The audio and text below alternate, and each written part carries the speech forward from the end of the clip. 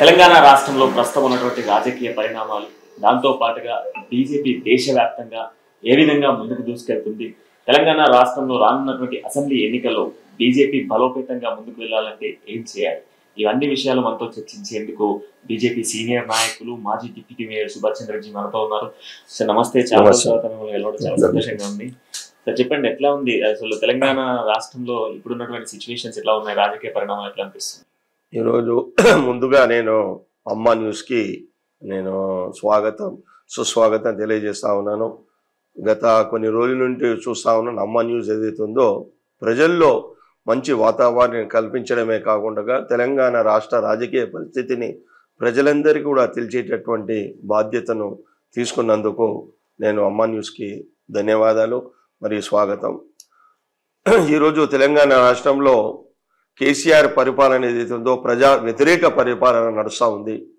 గత 8 సంవత్సరాల నుండి వారు తెలంగాణ రాకముందు తెలంగాణ చాలా దగాబడినటువంటి తెలంగాణ, ఆంధ్ర వాళ్ళ పెత్తనంతో తెలంగాణ పూర్తిగా నాశనం అవుతుంది, తెలంగాణ అభివృద్ధిలో వెనుకంజ వస్తుంది, తెలంగాణ ప్రజల ఆకాంక్షలు కూడా నెరవేర్చలేవు అన్నటువంటి ఉద్దేశంతో ఏదైతే తెలంగాణ ఉద్యమం ప్రారంభమైందో, ఎందుకంటే నేను తెలంగాణ వాదిని పక్కా 1969లో హెచ్ఎస్సి చదివేటప్పుడు నేను తెలంగాణ మూమెంట్లో పాల్గొనడం జరిగింది.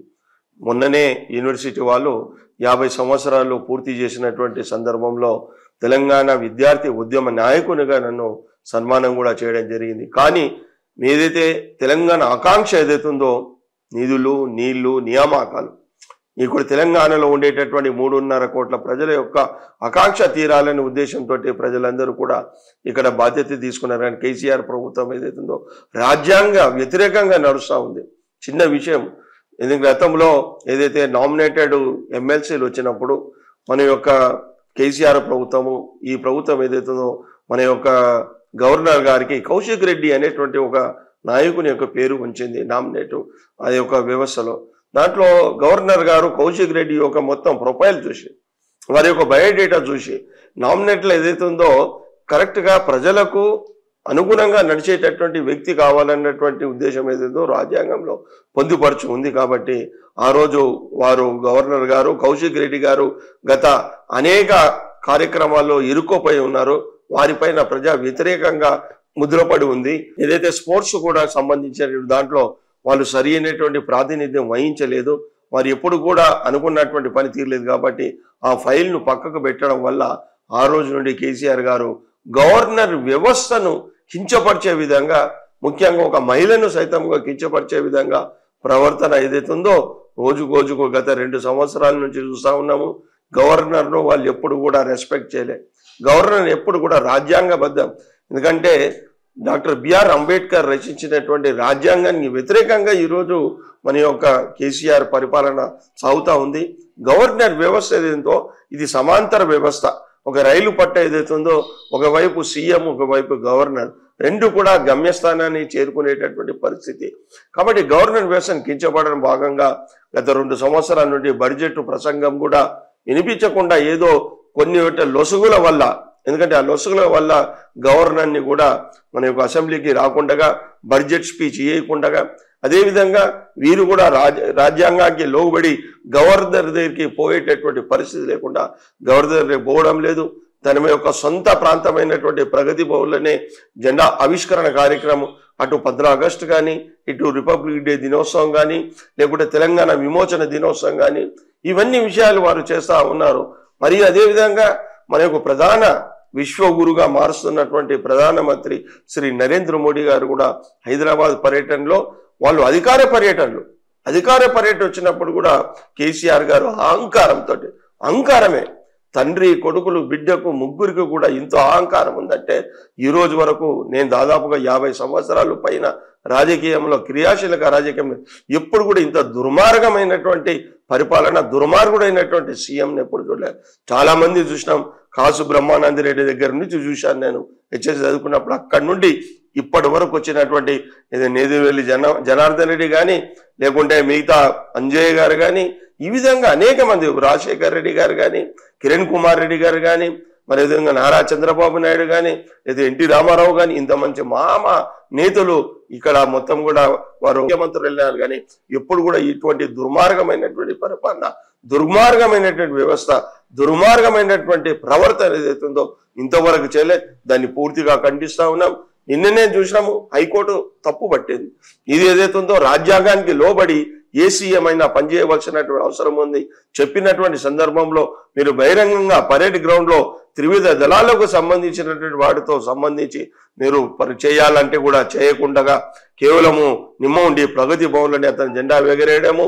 ఎందుకంటే ఎప్పుడైతే గవర్నర్ గారు అన్నారో నేను ఏదైతే ఐఏఎస్ ఐపీఎస్ ఆఫీసర్ ఎవరైతే ఉన్నారో వారు ప్రభుత్వానికి లోబడి పనిచేస్తున్నారు వ్యవస్థను వారు రెస్పెక్ట్ ఇవ్వడం లేదని ఒక మాట అనడంతో నిన్న సిఎస్ అదేవిధంగా మన యొక్క డీజీపీ గారు రావడం అన్నటువంటి జరిగింది. ఎటం కార్యక్రమానికి కూడా వారు రాలేదు. ఎందుకంటే నిన్న కేవలం సిఎస్ గారు మరి అదేవిధంగా డీజీపీ గారు మరియు మన యొక్క హైకోర్టు చీఫ్ జడ్జి అయినటువంటి భోయాన్ గారు మరి అదేవిధంగా రాష్ట్ర భారతీయ జనతా పార్టీ అధ్యక్షులు ఎంపీ శ్రీ బండి సంజయ్ గారు ఇతరులు మాత్రం పాల్గొన్నారు. కానీ రాష్ట్ర ప్రభుత్వంలో ఉండేటటువంటి ముఖ్యమంత్రి కానీ మంత్రులు కానీ ఎమ్మెల్యేలు కానీ ఎమ్మెల్సీలు కానీ చివరకు మేయర్ కానీ వీళ్ళందరూ పాల్గొనకపోవడం ఏదైతుందో భారతీయ జనతా పార్టీ నాయకునిగా నేను గత 50 సంవత్సరాల నుండి క్రియాశీలక నాయకునిగా పనిచేస్తున్నటువంటి నేను డిప్యూటీ మేయర్ ఖండిస్తా ఉన్నాను. ఇటువంటి మానుకోవాలి, ప్రజాక్షేత్రంలో రావాలి. పరిపాలన ఏదైతుందో సెక్రటరీ నుంచి సాగాలి కానీ ప్రగతి భవన్ నుంచి కాదనే విషయాన్ని తెలియజేసుకుంటూ ఈ యొక్క ప్రభుత్వం టీఆర్ఎస్ ప్రభుత్వం ఏదైతే ఉందో ప్రజల ఆకాంక్షలు తీరడం లేదో పూర్తిగా విఫలమైంది. ఒకవైపు నిరుద్యోగం, మొన్ననే పేపర్లు వచ్చింది, ఈరోజు 1,78,000 మందికి ఉద్యోగం కల్పించేటటువంటి బాధ్యత ఈ ప్రభుత్వం పైన ఉంది. కానీ ఎక్కడ కూడా వాళ్ళకు అప్పడం లేదు. అదేవిధంగా తెలంగాణకు సంబంధించినటువంటి టీపీఎస్ఎస్సీ చేసిన తర్వాత అనేక డిపార్ట్మెంట్స్ ఏవైతున్నాయో మా డిపార్ట్మెంట్లో ఇన్ని పోస్టులు ఖాళీగా ఉన్నాయి మీరు భర్తీ చేయండి అని చెప్తే కూడా ఈ రోజు వరకు భర్తీ చేయలేదు. కొన్ని ఎగ్జామ్స్ చేసిన తర్వాత కూడా వాళ్ళకు సరైనటువంటి అపాయింట్మెంట్స్ ఇవ్వడం లేదు, వాళ్ళకి ఇంటర్వ్యూ చేయడం లేదు. అదేవిధంగా ప్రిలిమ్స్ అని మెయిన్స్ అని మరి పర్సనల్ ఇంటర్వ్యూస్ అని దాని మీద డిలే చేస్తూ ఈ యొక్క నిరుద్యోగ యువకులకు ఏదైతే ఉందో వాళ్ళు బాగా ద్రోహం చేస్తున్నారు. అదేవిధంగా నిరుద్యోగ భృతి 3,000 రూపాయలు ఇస్తా అన్నాడు, ఈ రోజు 3 రూపాయలు కూడా ఇవ్వలేనటువంటి దుర్మార్గుడు కేసీఆర్. అదేవిధంగా నిరుద్యోగులు కాకుండా మహిళలకు అని చెప్పారు, మహిళలకు పెద్ద పీట వేస్తా అన్నాడు. దాదాపుగా 5 సంవత్సరాలు ఒక మహిళా మంత్రి లేకుండే ఈ ప్రభుత్వం వచ్చిన తర్వాత ఇప్పటికి కూడా 1-2 మహిళలు మాత్రమే ఉన్నారు. మహిళలకు ఈ రోజు వరకు చూస్తా ఉన్నాము. మొన్ననే నేనంతా కూడా స్టడీ చేస్తాను, డాక్రా గ్రూపులకు ఇచ్చేటటువంటి ఏదైతే ఉందో హైదరాబాద్తో సహా మొత్తం పాత 9 జిల్లాలు అంటే అఫీషియల్గా 9 జిల్లాలు ఏవైతున్నాయో ఈ 9 జిల్లాల్లో ఎంత తీయాలో కేవలము 40 నుండి 50% మాత్రమే మహిళలకు డాక్రా రుణాలు కానీ ఇవ్వడం జరిగింది. కానీ నరేంద్ర మోడీ గారి ప్రభుత్వం ఏదైతే ఉందో కోట్లాది మందికి ముద్రా యోజన కింద వారందరికీ కూడా ఇచ్చేటటువంటి, అదేవిధంగా స్వహానిధి అనేటువంటి పేరు మీద ఏదైతే ఉన్నదో మొత్తం కూడా ఏదైతే స్ట్రీట్ వెండర్స్ ఎవరైతే ఉన్నారో వాళ్ళందరికీ ఇచ్చేటటువంటి పని నరేంద్ర మోడీ గారు చేస్తున్నారు. కానీ ఈ దుర్మార్గుడైనటువంటి కేసీఆర్, కేటీఆర్, కవిత ఎవరైతే ఉన్నారో వాళ్ళు ఈ మహిళలకు ఆమె చెప్పి జాగృతి మహిళ ఆమె మీద నేనే బతుకమ్మ ఆడినా, ప్రపంచంలో ఎక్కడ బతుకమ్మ లేదు, నేనే బతుకమ్మను పుట్టించిన, దసరా నేనే పుట్టించినటువంటి ఆమె నిజంగా ఒకవేళ ఆమె జాగృతి ఎన్జిఓ ఆర్గనైజేషన్ మీద వాని కంప్లైంట్ చేస్తాము, జాగృతి మీద నిజంగా కూడా పర్యవేక్షణ చేస్తే దాంట్లో అనేక రకాలైనటువంటి అవినీతి ఉంది. ఎందుకంటే అందు గురించే గత 3-4 సంవత్సరాల్లో జాగృతి మొత్తం కూడా మూలబడ్డది, జాగృతి మొత్తం కూడా మూసుకుపోయింది. కానీ ఈమె మీద ఎప్పుడైతే సారా కాంట్రాక్ట్ మీద లిక్కర్ స్కామ్లో ఈమె పేరు వచ్చిందో అది మరిపించడానికి ఏదైతుందో జాగృతి అనేటువంటి కొత్త నాటకం ఆడింది. ఇది ఆమె మహిళలకు అని చెప్పారు, రైతులకు అని చెప్పారు. రైతులు ఈరోజు పాపం రోజు 22 నుంచి 30 మంది రైతులు ఆత్మహత్య చేసుకుంటున్నారు. వరి అంటే ఉరి అన్నటువంటి మహానుభావుడు కేసీఆర్, కేటీఆర్. మరి ఏదైతే రైతులు ఎవరుతున్నారో ఈరోజు మొన్ననే పత్తి రైతులు ఏదైతున్నారో ఒక్కొక్క క్వింటాల్కి 2,000 రూపాయలు తక్కువ వస్తున్నాయని చెప్పి గగ్గోలు పెడుతున్నారు. ఈ రాష్ట్ర ప్రభుత్వం అయితే ప్రొక్యూర్మెంట్ చేయాలి, ఆ పత్తిని తీసుకోవాలి, సరైనటువంటి గోదాములలో నిల్వ చేయాలి. నిల్వలు చేసి ఎప్పుడైతే ధర పెరుగుతుందో ధర పెరిగినప్పుడు ఈ రాష్ట్ర ప్రభుత్వం అమ్మవలసిన అవసరం, కానీ రాష్ట్ర ప్రభుత్వం చేయడం లేదు. అదేవిధంగా అనేక సుగంధ ద్రవ్యాలకు సంబంధించిన అర్బన్ ఫారెస్ట్ కి సంబంధించినటువంటి రైతు బంధు మీద అందరికీ కూడా ₹1,00,000 మాఫీ చేస్తున్నారు, కానీ ఎవరికి చేయడం లేదు. కేవలము 20,000 25,000 కొంతమంది వరకే చేశారు, అది కూడా వడ్డీ చేశారు. నిజమైనటువంటి రుణము మాఫీ చేయలేదు, వడ్డీ మాత్రమే మాఫీ చేసినటువంటి పరిస్థితి. కానీ నరేంద్ర మోడీ గారి ప్రభుత్వం ఏదైతే ఉందో కిసాన్ సమ్మాన్ నిధి కింద 2,000 రూపాయలు, 6,000 రూపాయలు ప్రతి సంవత్సరం ఎవరైతే నిజమైనటువంటి రైతులు అర్హులు ఏవైతే ఉన్నారో వాళ్ళందరికీ కూడా ఇచ్చేటటువంటి ప్రయత్నం ఏదైతుందో నరేంద్ర మోడీ గారు ఒకవైపు చేస్తుంటే, యూరియాని తీసుకొచ్చి నకిలీ యూరియాని అరికట్టి నీమ్ కోటెడ్ యూరియాని తీసుకొచ్చి మొత్తము తెలంగాణ ప్రాంతమే కాదు భారతదేశంలో ఉండేటటువంటి దాదాపు కోట్లాది మంది రైతులకు ఏదైతుందో యూరియా విముక్తి చేసినటువంటి మహానాయకుడు ఎవరు అంటే శ్రీ నరేంద్ర మోడీ గారు. కానీ రాష్ట్ర ప్రభుత్వం ఆ విధమైనటువంటి ఈరోజు యూరియాకు లేదు. యూరియా మీద దాదాపుగా 30 నుండి 40 వేల మధ్యలో ఒక్కొక్క రైతుకు ఒక్కొక్క ఎకరానికి సబ్సిడీ వస్తుంది. అంటే ఒక రైతుకు ఒక ఎకరానికి కేంద్ర ప్రభుత్వం నరేంద్ర మోడీ గారు ఇచ్చేటటువంటి సబ్సిడీ ఎంత అంటే 6,000 రూపాయలు ప్లస్ ఇది 40,000 అంటే 46,000 రూపాయలు ప్రతి ఎకరానికి మన యొక్క నరేంద్ర మోడీ గారు ఇస్తున్నారంటే ఇది గొప్పతనం నరేంద్ర మోడీకే కానీ కేసీఆర్ కాదు. దుర్మార్గమైనటువంటి పరిపాలన. అదేవిధంగా రైతు దళిత బంధు అన్నారు. ఎందుకంటే ఎప్పుడైతే ఈటల రాజేందర్ గారు టిఆర్ఎస్ పార్టీ నుండి బయటకు వచ్చిన తర్వాత వారు చెప్పారో మన యొక్క ఎస్సీ దళిత బంధు అని చెప్పారో, ఎలక్షన్స్ లో గెలవాలనే దురాలోచనతోటి దళిత బంధు చెప్పారు. కానీ ఈరోజు దళిత బంధు ఎవరికి వచ్చింది? అందరు కూడా పేపర్లో రోజు వస్తుంది 10 లక్షలు ఇస్తే 9 లక్షలు ఇవ్వండి. ఒక ఆమె నేనే చెప్పాను, అయ్యా నాకు ఇట్లా దళిత బంధు వచ్చింది ఇచ్చి ఇవ్వాలి అని చెప్తే 1 లక్ష మాత్రమే నీకు ఇస్తాను, 9 లక్షలు నేను తీసుకుంటానని చెప్పేసి బీఆర్ఎస్ నాయకులు మాట్లాడుతున్నారు. ఒక్కొక్క జిల్లాలో 500 మందికి అన్నారు, 500 మందికి లేదు. 200 మందికి ఐడెంటిఫై చేస్తామన్నారు, 200 మంది కూడా లేరు. ఇచ్చిన అన్ని ట్రాక్టర్లు అన్ని కార్లే. అంటే ఎక్కడ పోతున్నాయి ట్రాక్టర్లు, ఎక్కడ పోతున్నాయి కార్లు, ఎక్కడ పోతున్నాయి? నీకు నిజమైనటువంటి రైతు బంధు దాంట్లో ట్రాక్టర్లు ఇస్తే ట్రాక్టర్లకు పని దొరుకుతుందా? నిజంగా కూడా దున్నడానికి అంత భూమి అవైలబుల్ ఉందా ఈ ట్రాక్టర్లతోటి? అదేవిధంగా కార్లు కొంటున్నారు, కార్లు కొంటే నిజంగా కారులో ఎక్కేటటువంటి ప్రయాణం ఉందా? ఉబేరు మనం ఇవన్నీతోటి ఇది తట్టుకునేటటువంటి శక్తి ఏదైతుందో ఈ కార్లకు ఉన్నది అనే విషయాన్ని టెక్నికల్గా ఈ ప్రభుత్వం ఆలోచన చేయడం లేదు. కేవలము వాళ్ళ యొక్క బీఆర్ఎస్ నాయకులు, ఇంతకుముందు ఉండే టీఆర్ఎస్ నాయకులకు ఏదైతుందో వాళ్ళ కార్యకర్తలకు ఉపయోగపడడానికి మాత్రమే దళిత బంధు, కానీ నిజమైనటువంటి దళితులకు ఎవరైతే ఐడెంటిఫై చేయడం లేదనే విషయాన్ని. అదేవిధంగా బీసీలు అన్ని బీసీ కార్పొరేషన్స్ మొత్తం కూడా పోయింది. ఎస్సీ కార్పొరేషన్లో ఒక్క న్యాయ పైస కూడా రుణం ఇవ్వలేదు. బీసీ కార్పొరేషన్లో కూడా ఒక్క న్యాయ పైస రుణం ఇవ్వలేదు. ఈరోజు మన బీసీలు ఉండేటటువంటి 123 కులాలు ఏదైతుందో నిర్విరామంగా తయారైపోయినాయి. కేవలము మేము బీసీలకు అది చేస్తున్నాము, బీసీల యొక్క చేసేటటువంటి పార్టీ ఏదైనా ఉంటే నేనేం చెప్తున్నాను, కానీ వెల్మ అహంకారంతో అహంకారం అవుతుందో కేసీఆర్ గారు ప్రవర్తిస్తున్నారు. అన్ని కూడా ఏదైతే బ్యాక్వర్డ్ క్లాస్ సంబంధించినటువంటి కార్పొరేషన్ కానీ అవన్నీ కూడా బంద్ అయినాయి. ఎవరు కూడా ఏ విధమైనటువంటి సహాయం చేయడంలో ఏదైతుందో లేదు. అభివృద్ధి పరంలో ఎక్కడ అభివృద్ధి జరుగుతుంది?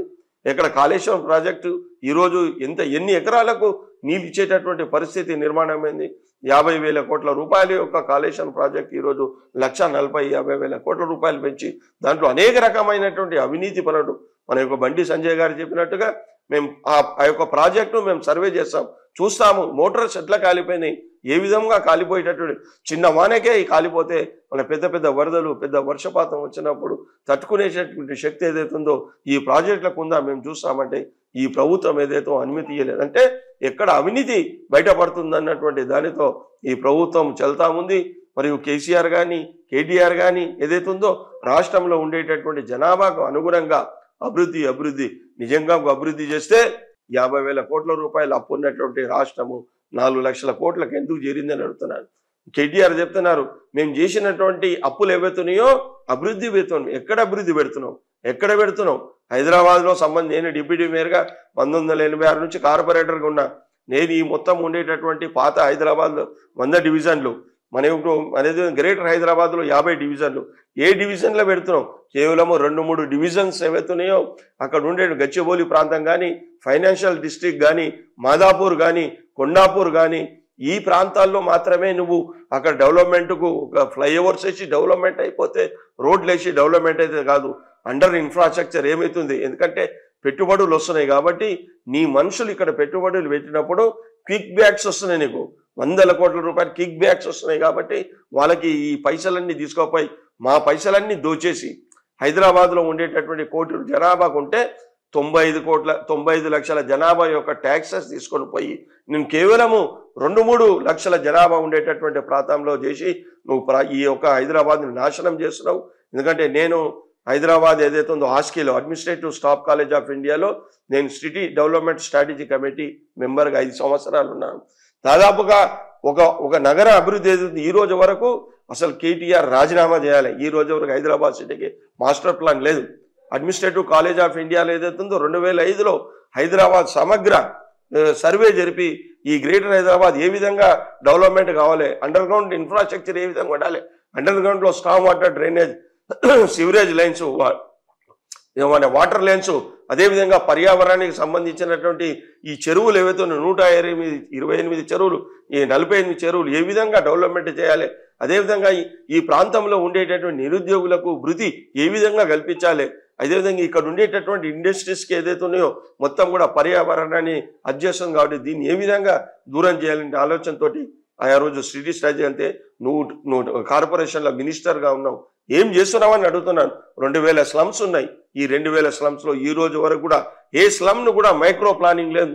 నువ్వు మొత్తం పూర్తిగా మున్సిపల్ శాఖ మంత్రిగా గతంలో మీ అయ్య ఉన్నాడు, మీ అయ్య కూడా విఫలమైండు, నువ్వు కూడా పూర్తిగా విఫలమైండు. ఈరోజు వర్షం పడితే ఎక్కడికక్కడ చెరువులుగా మారిపోతా ఉన్నాయి. ప్రతిపక్ష పార్టీలన్నీ కూడా వర్షాకాలం వచ్చినప్పుడు రోడ్ల మీద నాట్లేస్తున్నారు. కారణం ఏంటంటే అంత అధ్వాన పరిస్థితి ఉంది. పాత బస్సులో ఉండేటటువంటి ఫలక్నామా ప్రాంతం కానీ, జంగంపేట కానీ, గౌలీపురా కానీ, అదేవిధంగా బార్కాస్ కానీ, హైదరాబాద్ మన అదేవిధంగా ముసరాంబాగ్ ప్రాంతం కానీ, ఆజంపురా కానీ, చదరగాడ్ కానీ, మరి అదేవిధంగా అంబర్పేట ప్రాంతం కానీ, సికింద్రాబాద్లో ఉండేటటువంటి అడ్డగుట్ట ప్రాంతం కానీ అనేక ప్రాంతాలు జలమయమైపోతున్నాయి. ఏం చేస్తున్నావు అని అడుగుతున్నాను. డబల్ బెడ్రూమ్ అని చెప్పినావు, డబల్ బెడ్రూమ్ ఎవరికి ఇస్తున్నావు?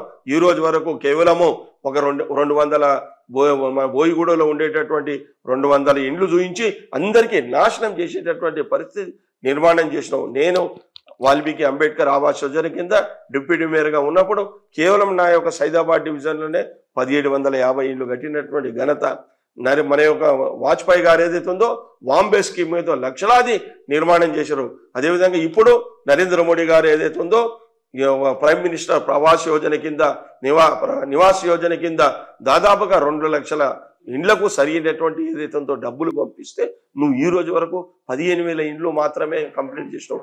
మిగతా పైసలు ఎక్కడ పోయినాయి, ఎక్కడ డైవర్ట్ చేస్తున్నావు అని నేను అడుగుతా ఉన్నాను. ఎందుకంటే ఈ డైవర్ట్ చేసి దొంగతనంగా వాడుకునేటటువంటి పరిస్థితి సిఎస్ సోమేష్ కుమార్తో నేర్చుకొని కేసీఆర్ ఏదో రాష్ట్ర ప్రభుత్వంలో మోసం చేస్తున్నారు.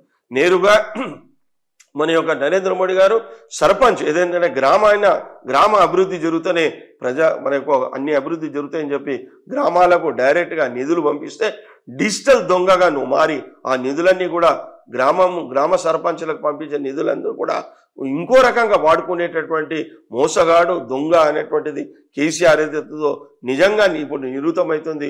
ఇది చాలా క్షమించరానటువంటి నేరం.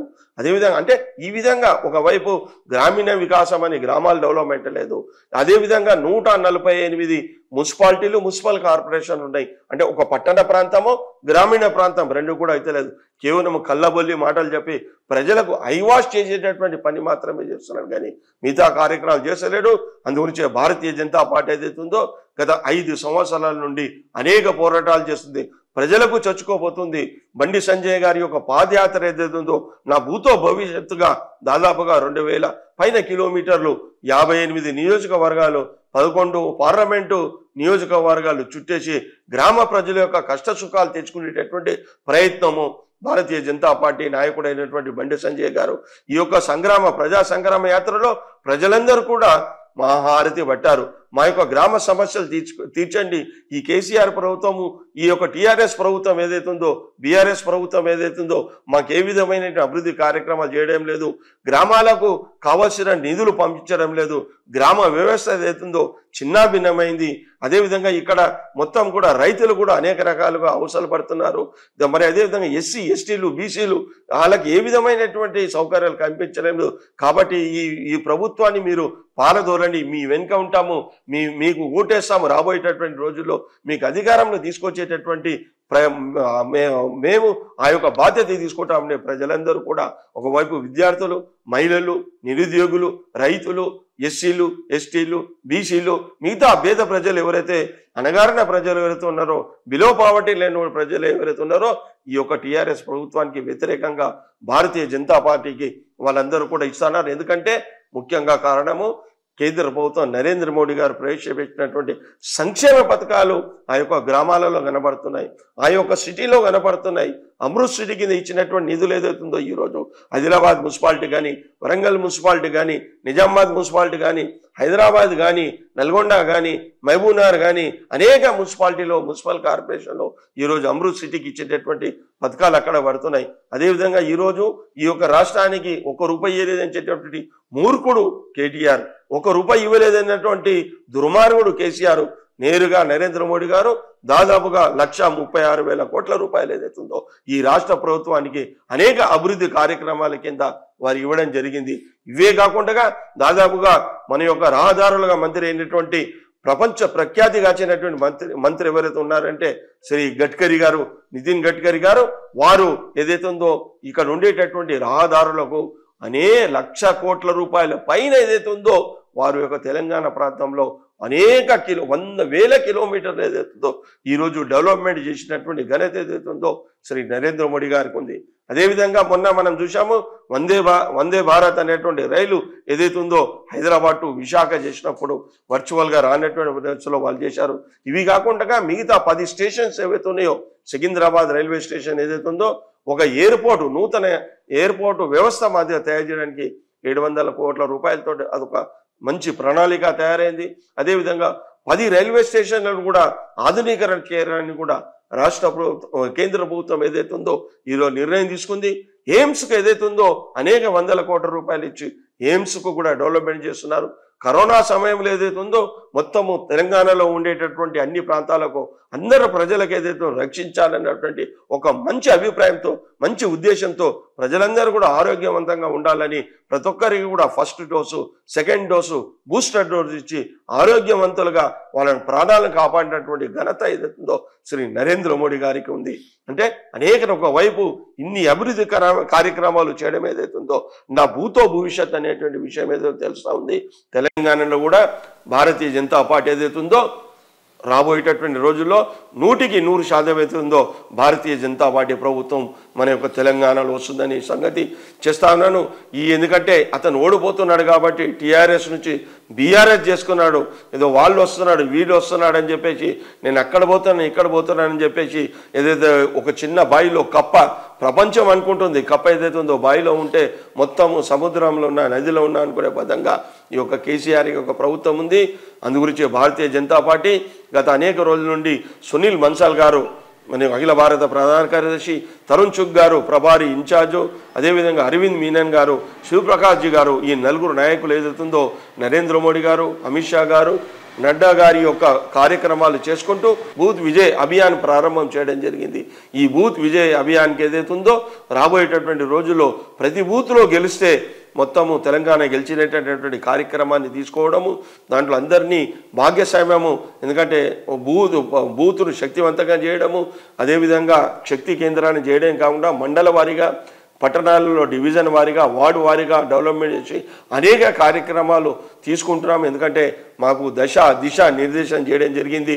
వచ్చేటటువంటి ఏప్రిల్ 6 భారతీయ జనతా పార్టీ ఆవిర్భావ దినోత్సవం ఈ 3 నెలల కాల పరిమితిలో ఈ బూత్ వ్యవస్థను, శక్తి కేంద్రాల వ్యవస్థను బలోపేతం చేసి భారతీయ జనతా పార్టీని వచ్చేటటువంటి అసెంబ్లీ ఎన్నికల్లో, వచ్చేటటువంటి పార్లమెంట్ ఎన్నికల్లో తప్పకుండా గెలవాలనేటువంటి ఆశయంతో మిషన్ 90 కార్యక్రమాన్ని ఏదైతుందో భారతీయ జనతా పార్టీ స్టార్ట్ చేసింది. తప్పకుండా గెలుస్తాము, గెలిచి తీరుతాము.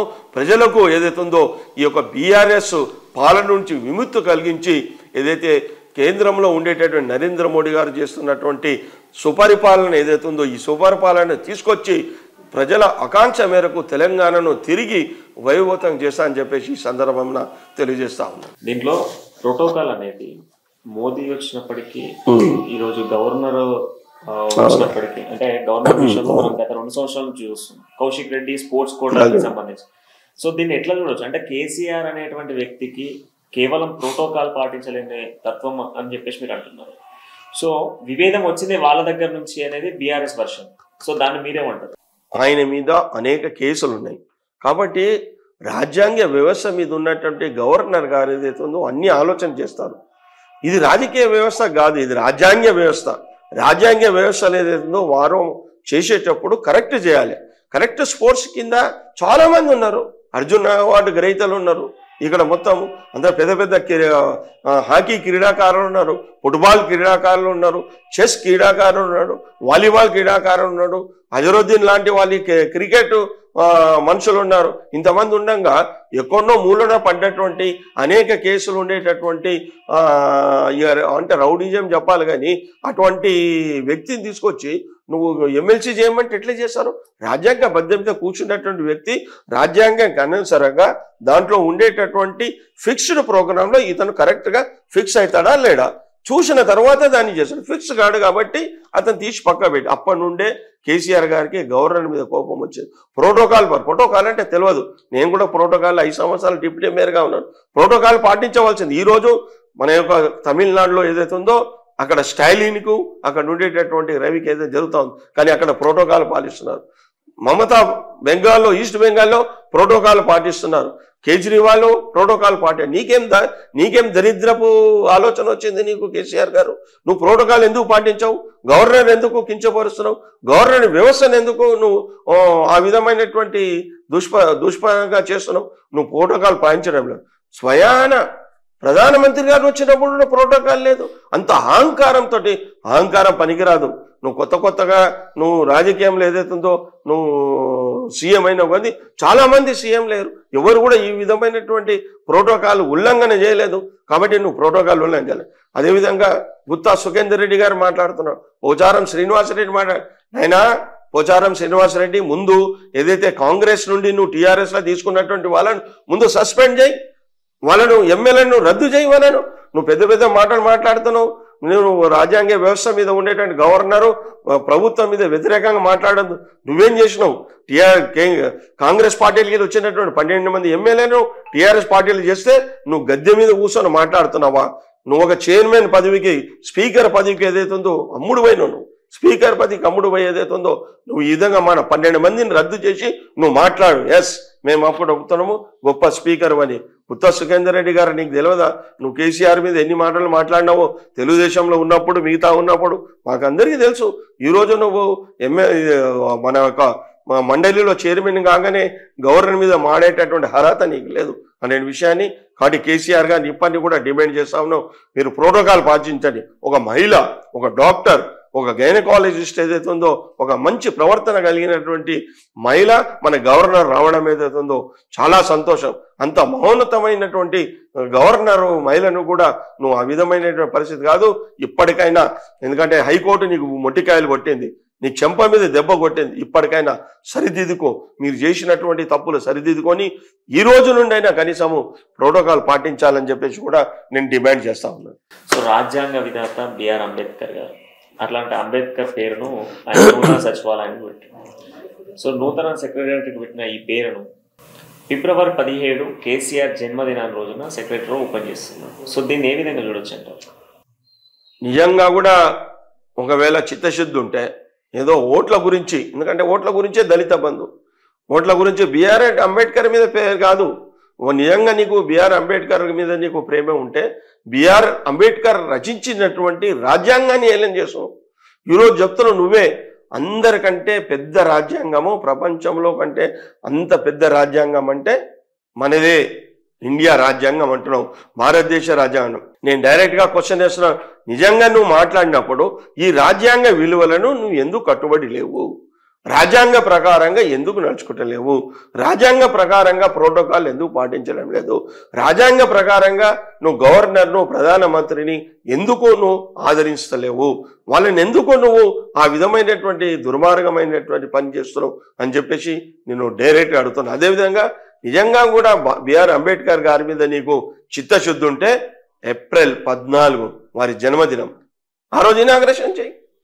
లేదు అంటే డిసెంబర్ మొన్న 6వ తారీఖు ఉంటే వారి యొక్క పుణ్యతిథి ఎందుకు చేయలేదు? ఆ రోజు పుణ్యతిథి రోజు ఎందుకు చేయలేదు? లేదు అంటే ఇంకా మహానుభావుడు వివేకానంద జయంతి కూడా 11వ తారీఖు రోజు అయింది. నువ్వు ఆ రోజనే చేసేటువంటి లేదు. 23వ తారీఖు రోజు నేతాజీ సుభాష్ చంద్రబోస్ జన్మదినం ఉండే, ఆ రోజనే చేశాడు. నీ జన్మదినం మీద నీ జన్మదినం ఎవరు కావాలి? నీ జన్మదినం ఏదైతుందో నిజంగా ప్రజలకు అది జన్మదినం కాదు, నువ్వు అది ఒక చీకటి రోజు. అది ఎందుకంటే చీకటి రోజు అది. ఎందుకంటే నువ్వు ప్రజలకు ఏ విధమైనటువంటి ప్రజల ఆకాంక్షలు తీర్చను, ప్రజలకు నెత్తి మీద ముట్టికాయలు కొడుతున్నావు. నువ్వు ముఖ్యమంత్రి చేస్తావు, దళితులకు ముఖ్యమంత్రి చేయలేదు. నిరుద్యోగ వృత్తి ఇస్తావు, నిరుద్యోగ జనం. నువ్వు రైతులకు నువ్వు అన్ని రకాలైనటువంటి రైతు ఏదైతుందో మహారాజ్ చేస్తావు. ఈరోజు రోజుకు 20 నుంచి 30 మంది రైతులు చచ్చిపోతున్నారు. ఈరోజు మహిళలకే నీ స్వయాన నీ యొక్క పరిపాలన ఉండేటటువంటి senior IAS officer Sumitra Agarwal మీ నువ్వు రక్షించలేనటువంటి పరిస్థితి, నీ ల్యాండ్ అండర్ పరిస్థితి ఏదైతుందో మొన్న జరిగినటువంటి జియాగూడ ప్రాంతంలో మూసీ నగర పట్టపగలు ఒకరిని చంపేస్తుంటే నీ యొక్క వ్యవస్థ ఎక్కడ పోయింది? ఎక్కడ పోయింది ఈ వ్యవస్థ? కాబట్టి ఇది కాదు కావాల్సిన. కాబట్టి చిత్తశుద్ధి ఉంటే నిజంగా కూడా ఏప్రిల్ 14 అంబేద్కర్ జయంతి రోజున నువ్వు మన యొక్క ఈ సెక్రటరియట్ నూతన సెక్రటరియట్ను నువ్వు ప్రారంభించాలి. ఇప్పుడు మొత్తం సెక్రటరియట్ ప్రారంభిస్తలేడు. ప్రజలేదు భారతీయ జనతా పార్టీ ముఖ్యంగా ప్రగతి భవన్ నుంచి పరిపాలన చేస్తున్నాడని చెప్తే కేవలము సీఎం ఛాంబర్ మాత్రమే పూర్తయింది. ఇప్పటికీ పూర్తి కాలే, సెక్రటరియట్ మొత్తం పూర్తి కాలే. మేఘాల మీద సీఎం ఛాంబర్ను రినోవేషన్ చేస్తున్నారు కానీ మిగతాది ఏం డెవలప్ చేస్తారు? ప్రజలు ఆర్జించేటటువంటి పరిస్థితి ఇంకా లేదు. అది ఎప్పుడు వస్తుందో ఇంకా తెలియదు. ప్రజలు రావు. సెక్రటరియట్ అంటే నీ ఒక్కని ఛాంబర్ కాదు. సెక్రటరియట్ అంటే అన్ని రకాలైన డిపార్ట్మెంట్ ఛాంబర్. ప్రజలందరూ అక్కడికి వస్తారు, ఎన్నుకునేటువంటి ప్రజాప్రతినిధులు వస్తారు. అక్కడికి వచ్చి ప్రజల యొక్క ఏదైతే బాధలు పడుతున్నారో ఆ బాధలని చెప్పడానికే సెక్రటరియట్, ప్రజల యొక్క బాధలు తీర్చడానికే సెక్రటరియట్, ప్రజల యొక్క ఆకాంక్షలు తీర్చడానికే సెక్రటరియట్. అంతేగాని కేవలము ప్రగతి భవన్ నుండి డైరెక్ట్గా పోయి నీ ఛాంబర్లో కూర్చోవడానికి కాదు. నీ ఛాంబరే ఇనాగ్రేషన్ అనే పేపర్లో వస్తుంది. అది ఎంతవరకు పూర్తయిందో మనకు తెలియదు, కానీ నువ్వేం చేస్తున్నావు. కాబట్టి నిజమైనటువంటి చిత్తశుద్ధి నీకుంటే ఏప్రిల్ 14 అంబేద్కర్ గారు జన్మించినటువంటి రోజును నువ్వు ఇనాగ్రేట్ చేయాలని చెప్పేసి భారతీయ జనతా పార్టీ తరఫున నేను కోరుతా ఉన్నాను. సో ఒక 22 సంవత్సరాలు, దాదాపు 22 సంవత్సరాలు ఒక ప్రాంతీయ పార్టీగా, ఒక ఉద్యమాన్ని నడిపించిన పార్టీగా టీఆర్ఎస్ అనేది ఉంది. సో కొంత గ్రౌండ్ లెవెల్లో చూసినప్పటికీ కూడా టీఆర్ఎస్ను గుర్తుపట్టేటువంటి జనం ఉండదు. అట్లాంటి పార్టీని తీసుకెళ్ళి ఇప్పుడు బీఆర్ఎస్గా మార్చి, బీఆర్ఎస్గా దేశ రాజకీయాలను మొత్తం కూడా మారుస్తాను, దేశంలో రైతులకు బీజేపీ ప్రభుత్వం చేస్తున్న అన్యాయాలను ఖండించడం కోసమే బీఆర్ఎస్ పార్టీ అంటే మీరేమంటారు? వాస్తవానికి మీరు అంటున్నారు 22 సంవత్సరాల నుండి ఉద్యమం ఏదైతే ఉందో కేవలం ఒక్కడే చేయలేదు, భారతీయ జనతా పార్టీ చేసింది. ఇక్కడ ఉండేటటువంటి మొత్తము సకల జనుల సమ్మె చూసాము.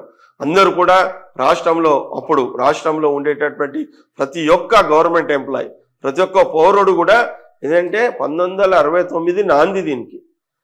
తెలంగాణ ఉద్యమం ఏదైతుందో 20 సంవత్సరాల క్రితం ప్రారంభమైనటువంటి కాదు. నేను నాన్ ముల్కీ ఉద్యమంలో నేను పాల్గొన్నాను యాజ్ ఏ విద్యార్థి నాయకునిగా. నేను అప్పుడు ఆ రోజుల్లో ఉండేటటువంటి దాంట్లో విద్యార్థి నాయకుని పలికి ముల్కీ నాన్ ముల్కీ అప్పటి నుండే ఏదైతుందో బీజం పడ్డది. బీజం 20 సంవత్సరాల క్రితం కాదు, బీజం పడ్డది అప్పటి. అదే సెగ రగిలింది. అదే సెగ రగిలి అప్పుడు ఉండేటటువంటి తెలంగాణ ఉద్యమ నాయకులతోటి స్ఫూర్తి తీసుకొని వీరు చేశారు. అంతే తప్పే ఈయన చేసింది లేదు. చూసినాం అతను ఉండేటటువంటి ఏదైతుందో ప్రజలను మోసం చేసే విధంగా అతను చేసినటువంటి ఏదైతే అదునే నిరాహార దీక్షలు కానీ నిరసన దీక్షలు కానీ అవి ఉన్నాయి. ప్రజలందరూ భారతీయ జనతా పార్టీ పాల్గొన్నది, అనేక ప్రతిపక్ష పార్టీలు ఈరోజు తెలంగాణ ఉద్యమంలో పాల్గొన్నాయి. ఎందుకంటే చెప్పడం కరెక్టే, కాంగ్రెస్ పార్టీ కానీ బీజేపీ కానీ మిగతా వామపక్షాలు కానీ అవన్నీ కూడా తెలంగాణ ఏదైతే ఉందో అభివృద్ధి నోచుకోలేదు. ఎందుకంటే బ్రిటిష్ రెసిడెన్స్ తోటి ఆంధ్ర మొత్తం కూడా ఇంగ్లీష్ రెసిడెన్స్ తోటి ఏదైతే ఉందో అక్కడ అనేక రకాలైనటువంటి విద్య అదేవిధంగా మిగతా ఇరిగేషన్ ప్రాజెక్ట్స్ వచ్చినాయి. తెలంగాణలో ఏం రాలేదు అనే విషయాన్ని అప్పుడు ప్రజలందరూ కూడా గమనించి పోయారు కాబట్టి వచ్చింది. దాని తర్వాత ప్రజలందరూ కూడా మూకుమ్మడిగా ఉంటే ఆ రోజు సుష్మా స్వరాజ్ లాంటి మహానేతలు ఎవరైతే ఉన్నారో వాజ్పేయి గారి ప్రభుత్వంలో తెలంగాణ వస్తే తెలంగాణ ప్రజల యొక్క ఆకాంక్షలు తీరుతాయి, తెలంగాణ యొక్క ఏదే కోరుతారో నిధులు నియామకాలు నీళ్ళు ఇవన్నీ వస్తాయని చెప్పేసి సుష్మా స్వరాజ్ గారు స్వయంగా అక్కడ ఉండి ఈ యొక్క తెలంగాణ రావడానికి వారు అది అడ్డరు. కాబట్టి తెలంగాణ వచ్చిన తర్వాత ఏమైంది అనేటువంటి విషయాన్ని ఈరోజు చూడండి.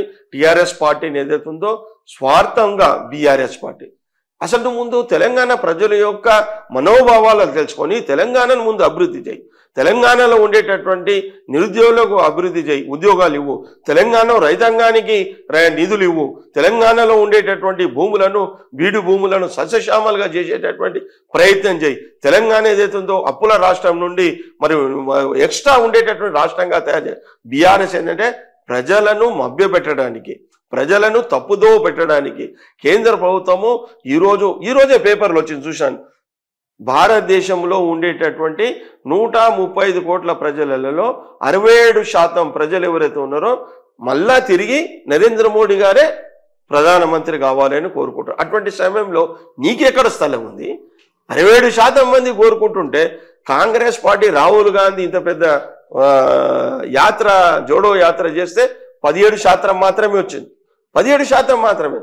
కానీ నరేంద్ర మోడీ ఓటర్ సర్వే చేస్తే 67% ప్రజలు ఏదైతే ఉందో అందు గురించే ఈరోజు G20 నాయకత్వము భారతదేశానికి నరేంద్ర మోడీకి వచ్చింది.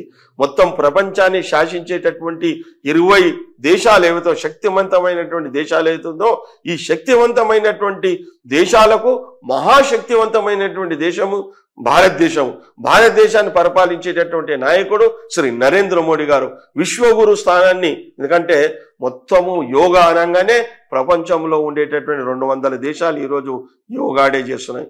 అదేవిధంగా ప్రజల ఆరోగ్య రీత్యా కరోనా వచ్చింది కాబట్టి ఈ కరోనాను తట్టుకునేటటువంటి శక్తి ప్రసాదించారు. చిరుధాన్యాల సంవత్సరంగా, మిల్లెట్స్ సంవత్సరంగా 2023 సంవత్సరాన్ని వాళ్ళు ప్రకటించడం అంటే నిజంగా కూడా నరేంద్ర మోడీ గారు స్థానంలో ఇంకెవ్వరికి రాబోయేటటువంటి 50 సంవత్సరాల కాల పరిమితిలో ఎవ్వరికి కూడా స్థానం లేదు.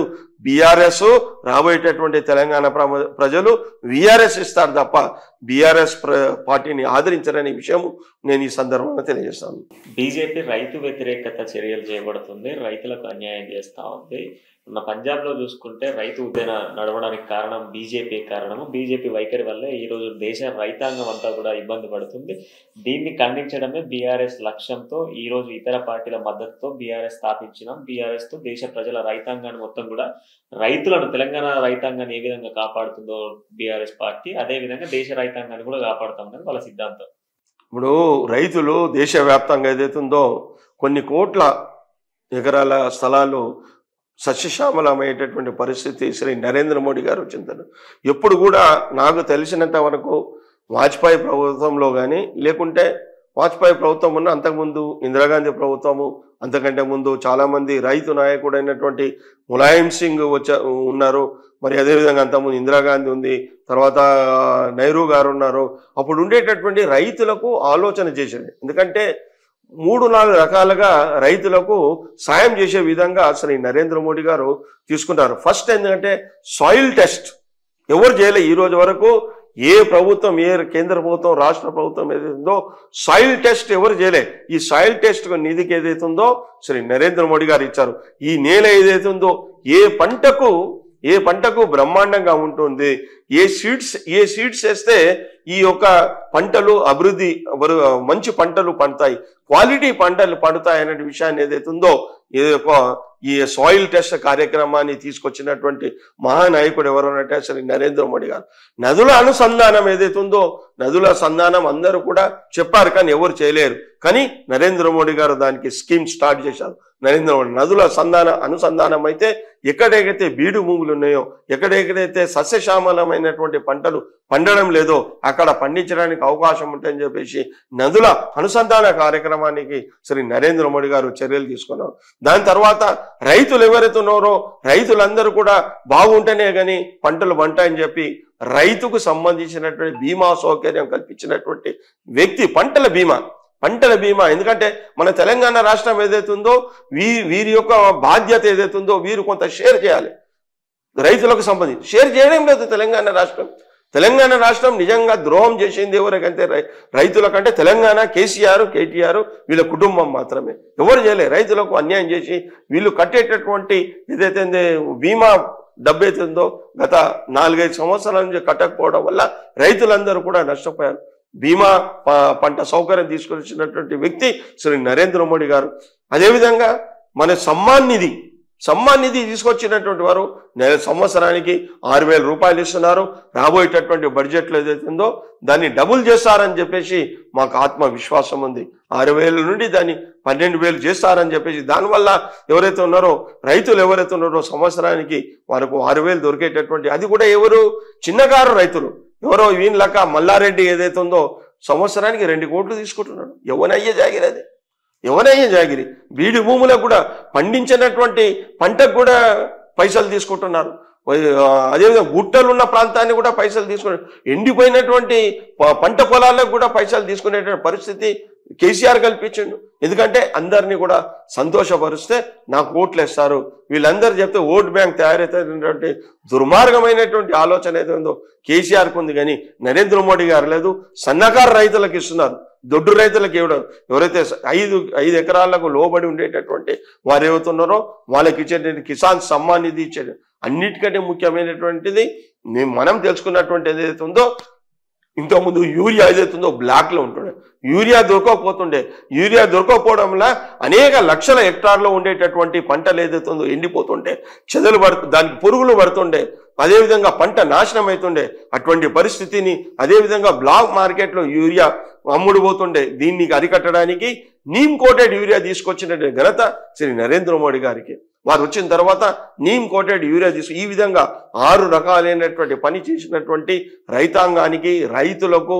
ఎందుకంటే రైతే వెన్నెముక్క, రైతే ఈ దేశానికి శాశ్వతమైనటువంటి విషయాన్ని ఏదైతే ఉందో మనం ఈరోజు చూస్తున్నామో, ఈరోజు దేశంలో ఏదైతే ఉందో రాబోయేటటువంటి 6 సంవత్సరాలకు సరిపడేటటువంటి తినేటటువంటి ధాన్యాలు ఉన్నాయి. బియ్యం కానీ, జొన్నలు కానీ, గోధుమలు కానీ కేంద్ర ప్రభుత్వం దగ్గర స్టాక్ ఉంది. కానీ మనం ఈరోజు పాకిస్తాన్లో పిండి దొరకలేదు, అమెరికాలో తలతలలాడుతున్నారు, జపాన్ లాంటి పెద్ద దేశం ఏదైతే ఉందో ఈరోజు అనేక రకాలైనటువంటి ప్రాబ్లమ్స్ ఎదుర్కొంటుంది. కానీ మన దగ్గర గత 3 సంవత్సరాల నుండి 80 కోట్ల మందికి ఫ్రీ రేషన్ ఇచ్చేటటువంటి మహానాయకుడు ఎవరు అంటే శ్రీ నరేంద్ర మోడీ గారే. నరేంద్ర మోడీ గారిని ఎవరు కూడా ఈరోజు 80 కోట్ల మంది గుండెల్లో పెట్టుకుంటున్నారు. కారణం ఎందుకంటే గత 3 సంవత్సరాలు కరోనా వచ్చినప్పటి నుంచి ప్రతి ఒక్కరికి కూడా 5 కేజీల బియ్యము, 1 కిలో పప్పు ఇచ్చినటువంటి, అదేవిధంగా నెలకు 500 రూపాయలు ఇచ్చినటువంటి ఘనత ఏదైతుందో ఈ నరేంద్ర మోడీ గారికి. రైతులకు ఇవే కాకుండా అనేక రకాలైనటువంటి విషయాలు, పంట నష్టం జరిగినప్పుడు కానీ మిగతా విషయాలు నరేంద్ర మోడీ గారు చేస్తున్నారు. కాబట్టి పంజాబ్లో చేసినటువంటి రైతాంగ ప్రభుత్వ వ్యతిరేక ఏదైతే ఉందో అది కూడా ఫెయిల్ అయిపోయింది. ఇది ఎక్కడ పోయింది? ఈరోజు పంజాబ్ రైతులు మిగతా ఏదైతుందో నా దగ్గరకు వస్తారని నేను చెప్పిండు. ఎందుకు వచ్చి రాలేదు కదా. ఎందుకంటే కేజ్రీవాల్ తోటి ఏదైందో లోపాకాయిరి ఒప్పందం కుదుర్చుకొని కేసీఆర్ గారు ఏదైందో ఈ లిక్కర్ స్కామ్ లో బిడ్డను ప్రవేశపెట్టాడు. ఆయన నాటకం ఆడుతున్నాడు. నా బిడ్డకు తెలియదు, నాకు తెలియదు, నా కొడుకు కేటీఆర్కి తెలియదు. 100 కోట్ల రూపాయలు మామూలు జాగిరా? ఎవరయ్యా జాగిరా అని చెప్పేసి నిజంగా కూడా కవిత ఈరోజు చెప్పాలి, ఫోన్లు ఎందుకు పలగొట్టినావమ్మా, ఎందుకు ప్రైవేట్ చార్టెడ్లో పోయినావమ్మా, వీళ్ళందరితోటి పెద్ద పెద్ద ఓటర్లో కలిసేటటువంటి పరిస్థితి ఎందుకు, ఏం బిజినెస్ చేస్తున్నావు నువ్వు? ఆఫ్టర్ ఎమ్మెల్సీ కదా, నీ ఎమ్మెల్సీకి దీనికి సంబంధం ఏంది? పక్క రాష్ట్రాల్లో ఉండే ఢిల్లీలో ఏంది? ఈరోజు నిజంగా కూడా నా దగ్గర ఉంది, చెప్పాలంటే పెద్ద చరిత్ర ఉంది. ఇది ఏంటిది అనేటువంటి విషయం నా దగ్గర టోటల్గా ఉంది.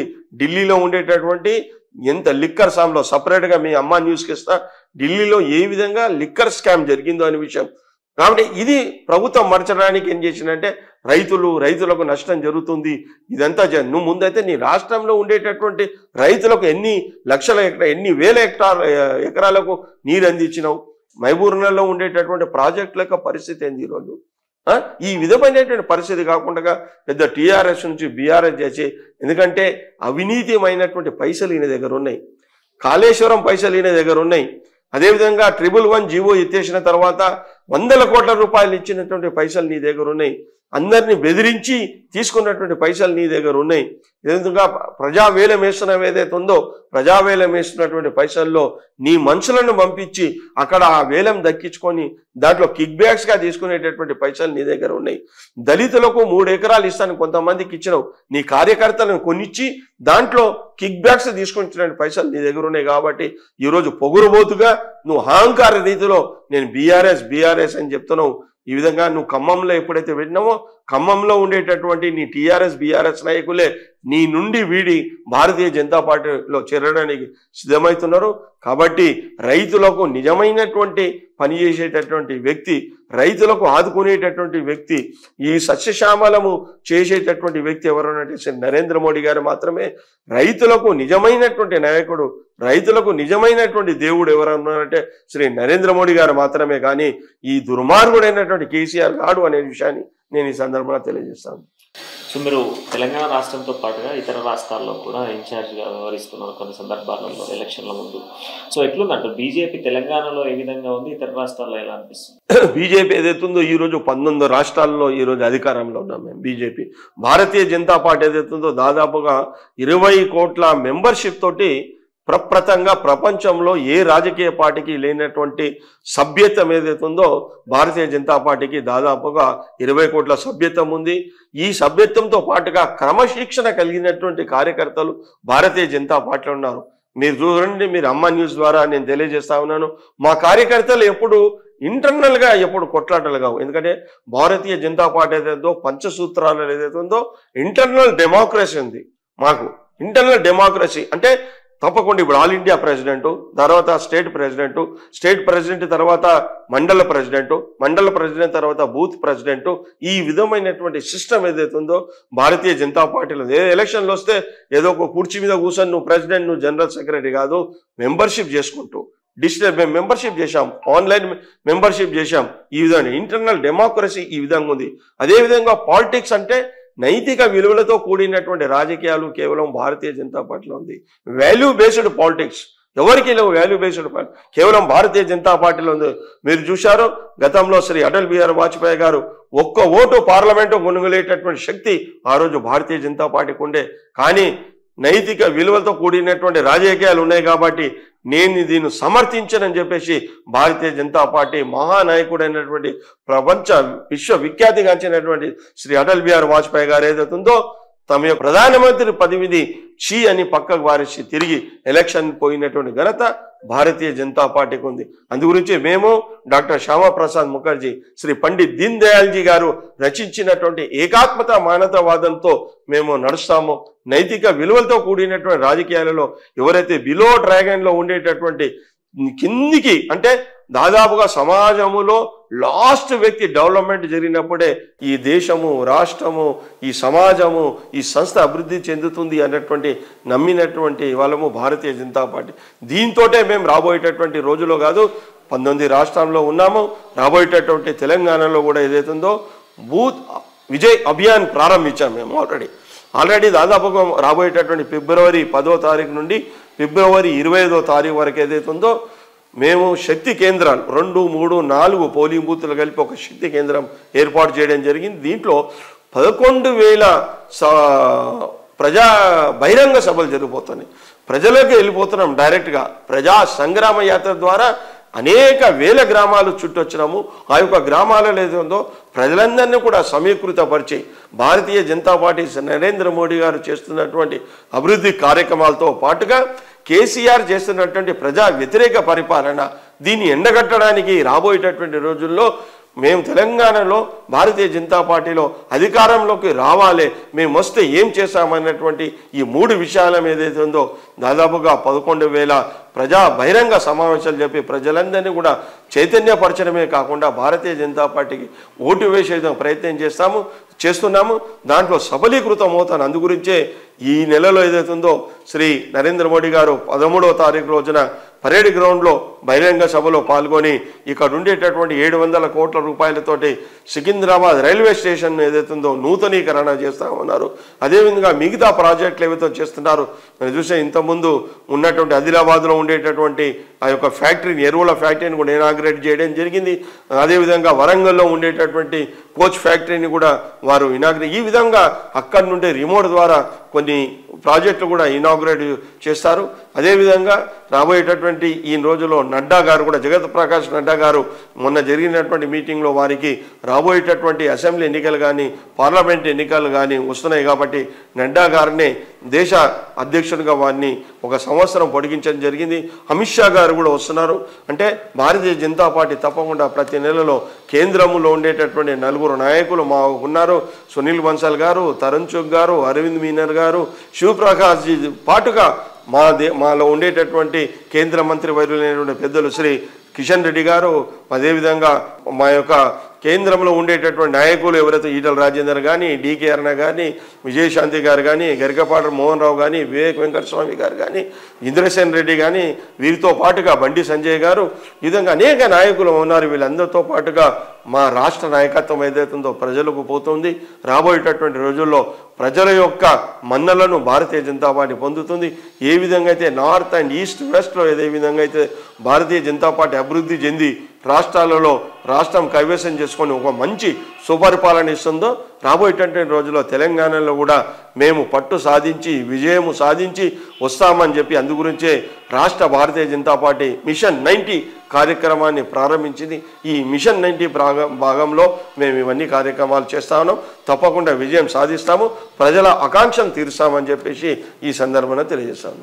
సో ఉన్న బలంగా ఇప్పుడు ఎన్నికలు వస్తే 119 నియోజకవర్గాలకు సంబంధించి 119 నియోజకవర్గాల్లో ఎన్ని నియోజకవర్గాల్లో బీజేపీ గెలుస్తుంది? మిషన్ 90 ఇప్పుడు మీ ముందు చెప్పాను కదా, మిషన్ 90 అంటే 90 నియోజకవర్గాలలో గెలవాలన్నటువంటి మేము నిర్ణయించుకున్నాం. తప్పకుండా అన్ని నియోజకవర్గాల్లో కాంటాక్ట్ చేస్తాం.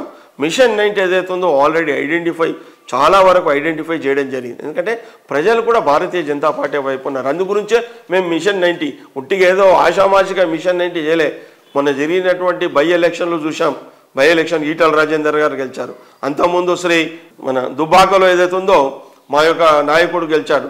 అదేవిధంగా హైదరాబాద్లో జరిగినటువంటి నేను 1986 2002లో నేను కూడా కార్పొరేటర్గా ఉన్నాం. 1986లో 12 మంది ఉన్నాము, 2002లో 15 మంది ఉన్నాం. కానీ మొన్న జరిగినటువంటి మున్సిపల్ కార్పొరేషన్ ఎన్నికల్లో 48 సీట్లు గెలుచుకున్నాం.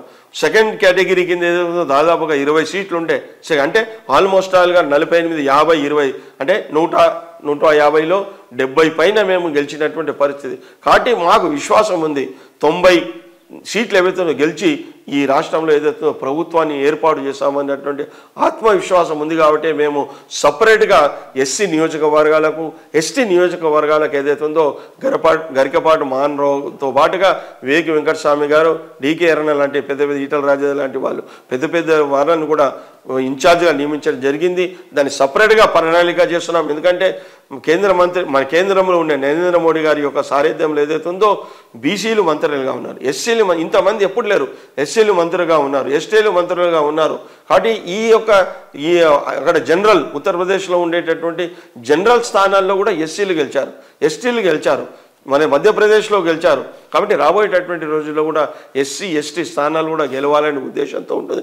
కానీ అందుగురించి ఎందుకంటే భారతీయ జనతా పార్టీ ఏకైక పార్టీ అంటే ఒక ఎస్సీని భారత రాష్ట్రపతిగా చేసింది, ఒక ఎస్టీని భారత రాష్ట్రపతిగా చేసింది, ఒక ముస్లిం అభ్యర్థిని రాష్ట్రపతిగా చేసిన ఘనత భారతీయ జనతా పార్టీకి ఉంది. కాబట్టి దేశంలో ఉండేటటువంటి ఎస్సీ ఎస్టీ ముస్లిం వర్గాలు ఏదైతే ఉన్నారో మొన్న జరిగినటువంటి ఉత్తరప్రదేశ్ ఎన్నికల్లో ముస్లిం ప్రాబల్యం కలిగిన నియోజకవర్గాలు దాదాపుగా 40 నియోజకవర్గాల్లో భారతీయ జనతా పార్టీ గెలిచింది. అందుగురించే మొన్న జరిగినటువంటి నేషనల్ ఎగ్జిక్యూటివ్ మీటింగ్లో నరేంద్ర మోడీ గారు ఈ యొక్క ముస్లిం సమాజానికి పిలుపిచ్చారు, మీరు మా దగ్గరికి రండి, మేము తప్పకుండా మీకు ప్రయత్నం చేస్తాము. ఎందుకంటే మేము ఎప్పుడు 135 కోట్ల మంది గురించి ఆలోచన చేస్తున్నాము.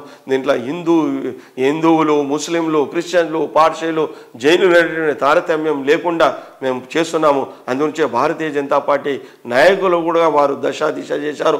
మీరు కూడా ముస్లింల దగ్గర వండి వారిని అక్కడిని చేసుకొని వాళ్ళతో పాటు పడండి, వాళ్ళు మనకు ఓటు వేయకున్నా పర్లే, వాళ్ళకు ఆత్మవిశ్వాసాన్ని కల్పించని చెప్పేసి నరేంద్ర మోడీ గారు, ఎందుకంటే శ్రీ కీర్తిశేషులైనటువంటి ఎవరైతే బంగారు లక్ష్మణ్ గారు ఆ రోజుల్లో ఏ విధంగా ఈ యొక్క ముస్లిం సమాజానికి పిలిపించారో అదే విధమైనటువంటి పిలుపు ఏదైతుందో శ్రీ నరేంద్ర మోడీ గారు ఇచ్చారు. కాబట్టి ఈ రాష్ట్రంలో ఎందుకంటే ముస్లిం జనాభా కూడా ఉంది కాబట్టి మాకు విశ్వాసం ఉంది రాబోయేటటువంటి రోజుల్లో ఏదైతుందో వీరందరి యొక్క ఓటు బ్యాంకు తోటి భారతీయ జనతా పార్టీ ఏదైతుందో మిషన్ 90 దాంట్లో అన్ని నియోజకవర్గాల్లో మా అభ్యర్థులు ఉంటారు. మిషన్ 90లో భాగంగా మేము గెలుస్తాము, ప్రభుత్వాన్ని ఏర్పాటు చేస్తాము. రానున్నటువంటి రోజుల్లో బీజేపీని తెలంగాణలో అధికారంలోకి తీసుకురావడమే లక్ష్యంగా ముందుకు వెళ్తుంది. ఇప్పటివరకు భారతదేశ వ్యాప్తంగా కూడా 19 రాష్ట్రాల్లో బీజేపీ అధికారంలో ఉంది. దాంతోపాటుగా 20వ రాష్ట్రంగా తెలంగాణను కూడా తీసుకురాబోతున్నాం. మిషన్ 90 ద్వారా మొత్తం 119 నియోజకవర్గాల్లో బీజేపీ పార్టీ పోటీ చేయబోతుంది. దాంతోపాటుగా దాంట్లో ప్రధానంగా 90 సీట్లను సాధిస్తూ మనకు గవర్నమెంట్ ఫామ్ చేసేటువంటి ఛాన్సెస్ కూడా బీజేపీగా రానున్నటువంటి రోజులు చేయబోతుందంటూ కూడా సుభాష్ చంద్ర చెప్తున్నారు. మొత్తంగా బీజేపీని గెలిపించడమే లక్ష్యంగా కూడా బీజేపీ శ్రేణులందరూ కూడా ఒక సిద్ధాంతాన్ని నమ్ముకొని ముందుకు వెళ్ళేటువంటి వాళ్ళంటూ కూడా చెప్తున్న పరిస్థితులు ఉంటున్నాయి. సో ఈ రోజు FTF మరొకటితో మళ్ళీ కలుద్దాం. అంటే నేను చూస్తూనే ఉండండి అమ్మా న్యూస్, నిజం కోసం జనం కోసం.